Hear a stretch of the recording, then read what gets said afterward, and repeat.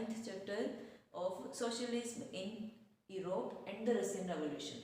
सो अब क्या होता है कि जैसे सिविल वॉर के एंडिंग होती है तो सोशलिस्ट सोसाइटी कैसे क्रिएट होती है, क्योंकि हमें पता है कि बोल्शेविक पार्टी का क्या है, कंप्लीटली कंट्रोल हो गया है। और बोल्शेविक पार्टी के जितनी डिमांड्स थे जैसे कि इंडस्ट्रीज और बैंक्स को क्या है नेशनलाइज किया जाए, उन्होंने खुद ने अब ये क्या है कि क्योंकि खुद की गवर्नमेंट आने के बाद होता क्या है कि बोल्शेविक पार्टी क्या करती है, नेशनलाइजेशन कर देती है। Secondary thing, Bolshevik permitted peasant to cultivate land, कि जितने भी पीसेंट थे उन्होंने नोबिलिटीज की लैंड को क्या था, कॉन्फिस्केटेड किया हुआ था। जैसे ही बोल्शेविक पार्टी आती है वो लैंड ट्रांसफर करती है और पीसेंट को अलाउ करती है कि you can cultivate your land now. और यही चीज क्या बनाती है कि सोशलाइजेशन क्रिएट करती है, क्योंकि सबको क्या था कि अपने अपने राइट्स, इक्वली राइट्स गिवन किए जाने लगे, सोशलिज्म स्प्रेडिंग होने लग गई थी। यही जो चीज़ें थी, जो नेशनलाइजेशन था, कल्टीवेशन था, ट्रांसफर ऑफ लैंड था, ये सोशलिज्म को क्या था अब इंक्रीज कर रही थी और सोसाइटी सोशलिस्ट भी होना स्टार्ट हो गई थी। सो नेक्स्ट क्या होता है कि इसी सिस्टम में क्या होता है, a process of centralised planning was introduced, कि जो सेंट्रल प्लानिंग्स थी वो क्रिएट की गई कि इकोनॉमी को कैसे अपग्रेड करना है, क्योंकि कल्टीवेशन स्टार्ट कर दिया गया है, नेशनलाइजेशन किया गया है। सोशलिज्म के साथ साथ अब क्या था कि प्लान बनने लगा कि सेंट्रल प्लान में हमें क्या क्या इंक्लूड करना चाहिए। वहां पर भी क्या बनाए गए थे, इकोनॉमी को ग्रो करने के लिए 5 ईयर प्लान बनाए गए थे, 5 ईयर प्लान्स। सो ये 5 ईयर प्लान बनाए क्यों गए थे, क्योंकि जो इंडस्ट्रियल डेवलपमेंट थी रसिया में वो क्या थी, पहले ड्रॉबैक था पूरा कंप्लीटली, क्या था 85% पॉपुलेशन किसके ऊपर डिपेंड थी, एग्रीकल्चर बेस्ड थी। सो उससे अब क्या था कि अब कंप्लीटली इंडस्ट्रीज क्या कर रही थी, ग्रो कर रही थी। तो इंडस्ट्रीज में और इकोनॉमिक ग्रो लाने के लिए जो इकोनॉमी थी रसिया की, उसमें ग्रो लाने के लिए क्या किया गया था, 5 ईयर प्लान स्टार्ट किए गए। और जैसे ही 5 ईयर प्लान स्टार्ट किए जाते हैं, जो फर्स्ट 5 ईयर प्लान थे 1927 to 32, एक आपका क्या था, फर्स्ट 5 ईयर प्लान था और सेकंड वो 33 to 38। इन दोनों में ही क्या रखे गए थे, सभी गुड्स के प्राइसेस क्या रख दिए गए थे, फिक्स्ड किए गए थे, सिर्फ 5 ईयर प्लान्स के लिए, ताकि जो इंडस्ट्रीज हैं वो क्या कर सके, ग्रो कर सके, उनका जो प्रोडक्शन है वो इंक्रीज हो सके। ये चीजें यहाँ पर अप्लाई की गई थी ताकि जो रसिया है वहां पर क्या हो, इकोनॉमिक ग्रोथ स्टीडली स्पीड पकड़ सके। सो 100% प्रोडक्शन हुआ था, इंक्रीज हुआ है 100% प्रोडक्शन किस किस में, कोल में, स्टील में, ऑयल में। ये तीनों एरिया थे जहां पर अब जो फिक्स्ड रेट किए गए थे सब थिंग्स के लिए और इंडस्ट्रीज ग्रोथ कर रही हैं। सो वहीं पर 100% प्रोडक्शन भी इंक्रीज हुआ, किन किन का, ऑयल, स्टील एंड कोल। सो ये इंडस्ट्रीज अपग्रेड कर गई और 100% प्रोडक्शन भी दिया। Next was rapid construction work था वो रैपिडली इंक्रीज किया इन्होंने। जो स्टील प्लांट लगाना था वहां पर क्या हुआ है कि वो वर्क इन्होंने सिर्फ एक स्टील प्लांट का वर्क 3 इयर्स में ही कंप्लीट करवा दिया। बट जो लेबरर थे उनके ऊपर क्या था, कितना प्रेशराइज किया गया था उनको कि एक साल में, in 1 year there were 550 time stop हुआ था क्या, वर्क। जो कंस्ट्रक्शन काम था वो इतना प्रेशराइज किया गया उन लोगों को, इतना स्पीड बनाने की ट्राई की गई, लेकिन फिर भी 550 टाइम्स उस पर ब्रेक लगा उस काम पे। जो कंस्ट्रक्शन का काम था 550 बार उस काम को क्या था, एक ही साल में रोका गया। सो कंस्ट्रक्शन क्या था, it was not moving according to the willingness. तो ये क्या था कि इतना अच्छे से उस चीज को मैनेज नहीं कर पाए थे। सो जो प्रोडक्शन, जो कंस्ट्रक्शन का जो सिस्टम था वो इंक्रीज होने के बजाय वो क्या हुआ कि इतना तेजी से वो नहीं चल पाया जितना रशियन गवर्नमेंट ने सोचा था। नेक्स्ट आता है an extended schooling system development. Schooling system development किया गया, पीसेंट को भी एंट्री की गई कि you can enter in universities now, और जो वर्कर्स हैं they can also take admissions and their children can go to school. So ये क्या थे, परमिटेड की गई थी। जो स्कूलिंग सिस्टम था उसको डेवलपमेंट में लाया गया था, उसको डेवलप किया जा रहा था। अलोंग विद इट जो वुमेन थी, वुमेन क्या था कि जो जॉब वाली वुमेन थी, जॉब्स वर्किंग थी, उनको क्या था कि उनके लिए भी क्या किए गए थे, क्रेचेस बनाए गए थे वहां पर कि they can come with their child and do job, and in between the creches क्या होते हैं, क्रेचेस के अंदर क्या किया जाता है कि जो बच्चे हैं उनको रखा जाता है, जो भी लेडी होती है, वर्किंग लेडी होती है, वो अपने बच्चे को क्या है साथ लेकर आती है और वहां पर उनकी जो मेड और आया रखी जाती है वो उनकी कंटिन्यू होल डे वो उनकी देखभाल करती हैं in between the time period of their job during the day. Okay, mother can take care of his her child also. So ये क्या होता है, क्रेचेस भी बनाए गए थे ताकि जो वर्किंग सिस्टम है वो अफेक्ट ना हो। लेडीज को भी क्या था, स्पेशलिटी प्रोवाइड करवाई गई थी। सो ये चीजें क्या थी कि सोशलिज्म स्प्रेडिंग हो रहा है in every area, economic conditions में भी, स्कूलिंग लेवल पर भी अगर आप देखते हो तो वहां पर भी क्या है, और जॉब्स के लिए भी अब वुमेन को भी क्या था कि इक्वलाइजेशन पावर्स मिलने लग गई थी। Next point is, yes student, next point in history socialism in Europe and the Russian Revolution is Stalinism and collectivization. yes, स्टेलिनिज्म किस लिए बोला गया था और कोलेक्टिवाइजेशन क्या था, these things we will learn here, and what was the problem created after the collectivization, and are the people happy due to collectivization, these things we will learn here. Starting from Joseph Stalin, कि ये स्टेलिनिज्म जो Stalin का idea था उसी को क्या कहा गया है, स्टेलिनिज्म बोला गया है। And the leader of Bolshevik the Russian communist party dominated the USSR. कौन थे स्टेलिन के जो लीडर थे, किसके, बोल्शेविक पार्टी के। जब लेनिन की डेथ हो जाती है, आफ्टर इट जैसे ही लेनिन के एक्सपायर होते हैं तो बोल्शेविक पार्टी में इमरजेंसली कौन इंक्लूड होता है, स्टेलिन, और स्टेलिन इसके क्या बनते हैं, लीडर बनते हैं। और बोल्शेविक पार्टी को क्या कहा जाने लग गया था, रशियन कम्युनिस्ट पार्टी ऑल्सो। सो उसका नाम रख दिया गया था ये। सो जैसे ही इसको क्या था, डोमिनेट किया गया था, किसको, यूएसएसआर को, जो कंप्लीट रशिया था उसको डोमिनेट किया जा रहा था। जो आइडिया था डोमिनेशन का of Stalin, that we are calling Stalinism. Next is collectivisation. Collective करना, किसी भी कोलेक्टिवाइजेशन का क्या है कि कोई भी चीज कंबाइन कर लेना, ज्वाइन कर लेना।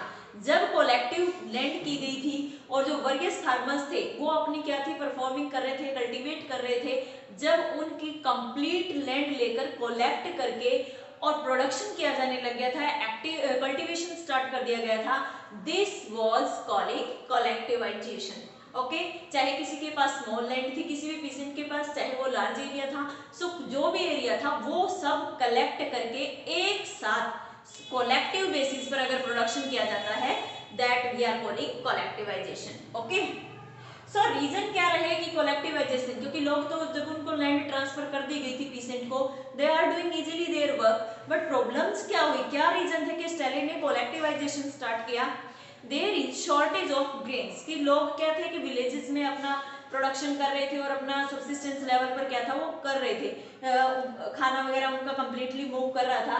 बट 1917 में facing shortage of food grains, कि टाउन्स का एरिया था, जो सिटीज थे, वहां पर अवेलेबिलिटी ऑफ फूड क्या हुई, कम हो गई थी। जैसे ही अवेलेबिलिटी ऑफ फूड कम होती है, लोग क्या करते हैं कि डिमांड करते हैं कि we are starve, then we should want to food. तो ये चीजें डिमांड में जैसे ही आती हैं, इससे स्टेलिन की जो गवर्नमेंट है वो अफेक्ट होती है। गवर्नमेंट क्या करती है कि गवर्नमेंट ने पहले ही फिक्स्ड प्राइसेस कर रखे हैं, क्योंकि जो सोशलिस्ट सिस्टम था, जब इकोनॉमी प्लान की जा रही थी तो गवर्नमेंट ने क्या कर दिया था, इकोनॉमिक ग्रोथ के लिए सारे प्राइसेस क्या कर दिए थे, फिक्स्ड कर दिए थे। सो पीसेंट क्या थे, they were not ready to sell their crops, जो उनके ग्रेन्स थे, they are not ready to sell at these prices. So वो खुश नहीं थे कि हमारे पास प्रोडक्शन वैसे ही कम है, ऊपर से आपके जो प्राइसेस हैं इट्स वेरी लो, तो हम क्या है इसको सेल नहीं करेंगे। सो पीसेंट क्या थे कि सेल करने के लिए रेडी नहीं थे। तब स्टेलिन ने क्या कहा है, स्टेलिन इज थिंकिंग, उसके माइंड में स्ट्राइक किया है कि yes there can be rich peasant and traders, जो लोकल ट्रेडर्स होते हैं। फॉर एग्जाम्पल कि हमारे विलेजेस में भी क्या है कि पीसेंट के जितने भी फार्मर्स हैं स्टोर करने के लिए, या तो जिनके अच्छी खासी जगह है, क्या है कि प्रॉपर्टी है, उसमें वो क्या कर सकते हैं, स्टोर कर सकते हैं अपना जितना भी ग्रेन है, कि वो जैसे प्राइसेस इंक्रीज हो उस टाइम पे बेच दें, ठीक है। या फिर जितने भी ट्रेडर हैं, जो लोकल ट्रेडर्स आते हैं, गवर्नमेंट की जो भी प्राइसेस हैं, चाहे आप हरियाणा से ही, हमारे एरिया से ही क्यों ना एग्जाम्पल ले लो, कि जितने भी प्राइसेस अभी आपको आपकी क्रॉप्स के कोई भी लोकल ट्रेडर है थोड़ा सा इंक्रीज करके अगर आपको देता है, you will sell your grains to that trader, okay. और वो ट्रेडर क्या करेगा, अभी नहीं सेल करेगा उसको, जब प्राइसेस शॉर्टेज होगी और प्राइसेस इंक्रीज होंगे, then he will sell it in market. So इससे सिचुएशन क्या होती है, ऐसे ही स्टैलिन ने सोचा कि यही सिस्टम मिलेगा, जो ट्रेडर्स हैं और जो रिच पीसेंट हैं उन्होंने स्टोरेज कर रखा होगा, and they are thinking that कि जैसे ही प्राइसेस इंक्रीज होंगे then we sell our production. So ये लोग, अब स्टैलिन क्या चाहता है कि एंड करना चाहता है, Stalin is calling it speculation. वो कहता है कि ये एक सौदेबाजी है, कि आप अब ये लोग स्टोर कर लेंगे, टाउन्स में वैसे ही शॉर्टेज है, ऊपर से मतलब जब प्राइसेस इंक्रीज होंगे तब ये लोग सेल करेंगे, तो इसको क्या कहते हैं, स्पेकुलेशन है ये। मैं इस स्पेकुलेशन को क्या कर दूंगा, एंड करूंगा। जैसे स्टैलिन इसका क्या करता है कि स्पेकुलेशन एंड होना चाहिए, और रिच जो पीसेंट थे उनको क्या कहा जाता था, कोलैप्स। तो कोलैप्स कहा जाता था रिच पीसेंट को। वो चीजें इसने क्या किया स्टैलिन ने, कि मैं स्पेकुलेशन कम करूंगा। सो स्पेकुलेशन कम करने के लिए इन्होंने क्या किया, अपने फॉलोअर्स को विजिट करने के लिए भेजा। कहां पर सेंड किया है इसने, फील्ड्स में, डिफरेंट एरियाज में भेजा, कि आप वहां पर देख कर आओ क्रॉप्स कैसे होती है, कितने ग्रेन्स प्रोडक्शन है, और लैंड कैसी है, फर्टाइल है कैसे। सो जैसे ही इसके फॉलोअर विजिट करके आते हैं, दे आर टेलिंग दैट कि there is no modernity in small areas, कि जो स्मॉल लैंड्स गिवन की गई है, पीसेंट के पास क्या है, स्मॉल एरियाज है, वहां पे मॉडर्नाइजेशन नहीं हो सकता, क्योंकि मशीनरीज का यूज नहीं होगा, प्रोडक्शन ही कम है, then we will get shortage of it. तो हमें इसका सॉल्यूशन करना चाहिए। तो उन्होंने ये जो रीजन दिया उन्होंने, कि वैसे ही मॉडर्नाइजेशन करना है तो हमें क्या है, इंडस्ट्रीज को हम साथ में ला सकते हैं। तो बट ये क्या कह रहे हैं कि मॉडर्नाइजेशन फार्म के करने के लिए हमें क्या चाहिए, कि कलेक्टिव करते हैं हम इन सबको, क्योंकि स्मॉल पार्ट्स में क्या है, मशीनरीज वगैरह यूज नहीं होगी, प्रोडक्शन में इंक्रीज नहीं हो रहा है, तो हम बहुत सारा क्या करें, कि सारे जितने भी फील्ड हैं सबको कलेक्टिव करके, और क्या शॉर्टेज थी जो फूड की, इसको कंप्लीट करने के लिए उन्होंने क्या किया, कलेक्टिवाइजेशन को स्टार्ट किया। और कलेक्टिवाइजेशन से क्या हुआ, प्रॉब्लम्स क्रिएट हुई, क्योंकि जो प्रॉफिट था वो क्या था, इक्वली शेयर करना था, peasant were not happy due to it. तो उन्होंने क्या किया है कि रीजंस लिए हैं, जो कोलैप्स पीसेंट थे उनको भी क्या था कि इक्वल डिस्ट्रीब्यूशन मिल रहा था, प्रॉफिट मिल रहा था, और जिसके पास बिल्कुल कम लैंड थी उनको भी कम ही प्रॉफिट मिल रहा था। सो यहाँ पर दोबारा से एज इट इज प्रॉब्लम क्या रही, स्टारवेशन की situation as it is continue रही। कलेक्टिवाइजेशन के बेस पर भी क्या हुआ कि ये प्रॉब्लम सॉल्व नहीं हो पाई थी। Next was bad harvest. ये फेमाइन क्या था 1932-33 में, ये क्या था कि बैड हार्वेस्ट था। But in this time also कि वहां पर एक ग्रेट फेमाइन भी रहा, कि वो डिवास्टिंग फेमाइन था, जो यूएसएसआर है इसकी हिस्ट्री का सबसे बड़ा फेमाइन था, कि 4 मिलियन पीपल की क्या थी, डेथ हो गई थी। इससे क्या होता है कि जैसे ही लोगों की स्टार्वेशन से डेथ होती है, कोई भी जो स्टैलिन गवर्नमेंट है it's not providing much food for the people, तो यहाँ पर क्या होती है कि ये लोग इसके अगेंस्ट बोलना स्टार्ट करते हैं। जैसे ही पीसेंट अगेंस्ट बोलते हैं, सोशलिस्ट अगेंस्ट बोलते हैं। सोशलिस्ट सिस्टम के थ्रू क्या था कि सबको प्रॉपरली तरीके से उनकी लैंड इक्वलाइजेशन था, वो काम कर रहे थे। बट जैसे स्टैलिन आता है, डोमिनेशन स्टार्ट करता है और ये प्रॉब्लम स्टार्ट होती है, स्टारवेशन के कारण लोग इसके अगेंस्ट हो जाते हैं। जैसे ही लोग अगेंस्ट बोलते हैं कुछ भी, तो ये क्या करता है, या तो उनको डिपोर्ट कर देता है या फिर उनको एक्साइल। डिपोर्ट और एक्साइल क्या है कि एक्साइल में आपको क्या है, मजबूर किया जाता है, आपको फोर्स किया जाता है, आपको उठाकर फेंका नहीं जाता है कंट्री से बाहर, आपको क्या है कि मजबूर किया जाता है कि आप कंट्री छोड़कर चले जाओ। और डिपोर्ट में कि फोर्सफुली आपको क्या है कंट्री से बाहर डिपोर्ट और एक्साइल कर देता है। एक्साइल के बाद में क्या होता है कि इन दोनों को, इस कंडीशन से क्या होता है कि लोग परेशान हो जाते हैं, उनके लिए काफ़ी सारी प्रॉब्लम्स जो क्रिएट हुई हैं। इसके ये जो लोगों को निकाला गया है यहाँ से, उनको फोर्स किया गया है, कंडीशंस क्या होती हैं कि बैडली अफेक्ट हुआ है प्रॉफिट क्या था, वो शेयर करने से लोगों के ऊपर इफेक्ट पड़ा। यही प्रॉब्लम जो हुई, जितने लोग अगेंस्ट चले गए थे उनको क्या था कि डिपोर्ट और एक्साइल किया गया, काफी लोगों को क्या था एग्जीक्यूटेड भी किया गया था, को हैंगिंग कर दिया गया था। बट मोस्ट ऑफ देम, जिन लोगों के साथ ये कंडीशंस हुई थी, हैपनिंग हुई थी, उनमें मोस्ट ऑफ क्या थे कि वही लोग थे जो टैलेंटेड प्रोफेशनल लोग थे। ओके, सो ये मिस हैपनिंग उन्हीं लोगों के साथ हुई है जिनमें टैलेंटेड प्रोफेशनल लोग थे।